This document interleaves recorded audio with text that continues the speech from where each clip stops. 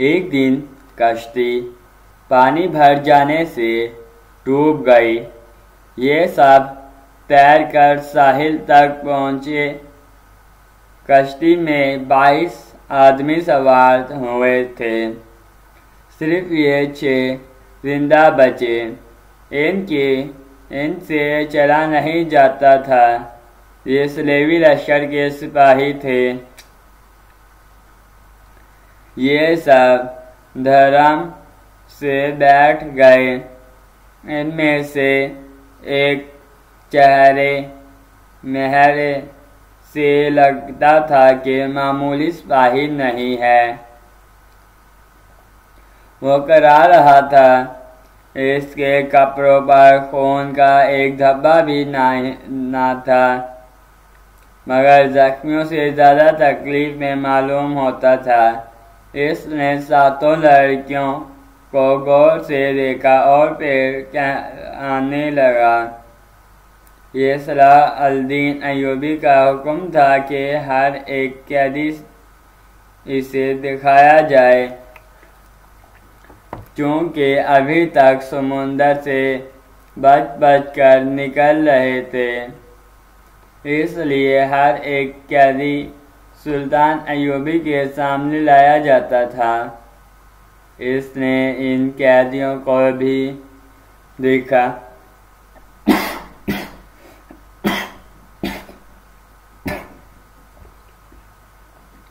کسی سے کوئی بات نہ کی، البتہ اس قیدی کو جو سب سے زیادہ کرا رہا تھا اور جس کے جسم پر کوئی زخم نہ تھا، سلطان نے غور سے دیکھا اور آہستہ سے اپنے سرداروں سے کہا، علی بن سفیان ابھی تک نہیں آیا۔ ان تمام قیدیوں سے جو اب تک ہمارے پاس آ چکے ہیں، بہت کچھ پوچھنا ہے، ان سے معلومات لینی ہے۔ اس نے اس قیدی کی طرف دیکھ کر کہا، یہ آدمی کماندار معلوم ہوتا ہے۔ اسے نظر میں رکھا اور جب علی بن سفیان آئے تو اسے کہنا کہ اس سے تفصیلی پوچھ گچھ کرے۔ معلوم ہوتا ہے اسے اندر کی چوٹیں آئی ہیں، شاید پسلیاں ٹوٹی ہوئی ہیں۔ انہیں فوراً زخمی قیدیوں کے خیمے میں پہنچا دو، انہیں کھلا پلاؤ اور ان کی مرہم پٹی کرو۔ قیدیوں کو اس طرح لے جایا گیا جس طرح زخمی قیدیوں کے زخم کے خیمے سے۔ لڑکیاں انہیں جاتا دیکھتی رہی، پھر ان لڑکیوں کو بھی لے گئے۔ فوج کے خیموں سے تھوڑی دور لڑکیوں کے لیے خیمے نصب کیا جا رہا تھا۔ وہاں سے کوئی 100 قدم دور زخمی قیدیوں کے خیمے تھے، وہاں بھی ایک خیمہ گاڑا جا رہا تھا اور 6 نئے زخمی قیدی زمین پر لیٹے ہوئے تھے۔ لڑکیاں ان کے طرف دیکھ رہی تھی۔ دونوں خیمے کھڑے ہو گئے، لڑکیاں اپنے خیمے میں چلی گئی اور زخمیوں کو ان کے اپنے خیمے میں لے گئے۔ ایک سنتری لڑکیاں کے خیمے کے باہر کھڑا ہو گیا۔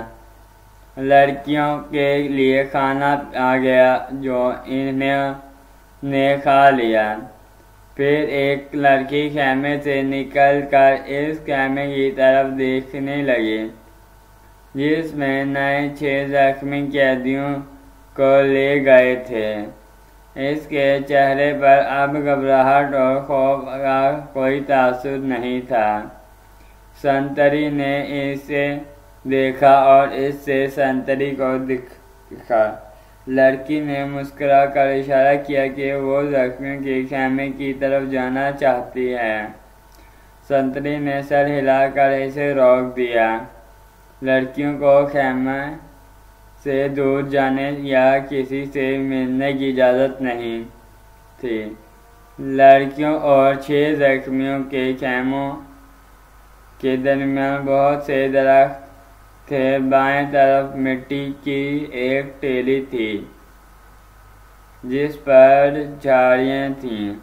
सूरज गुरूब हो गया, फिर रात तारीक होने लगी। कैंप के गुब्बारे पर नींद गालिब आने लगी और फिर जख्मियों को के कराने की आवाज़ें रात को सुकूत में कुछ ज़्यादा ही साफ सुनाई देने लगी। दूर पड़े बैरियर रूम का शोर दबी दबी मसलसल गूंज की तरह सुनाई दे रहा था।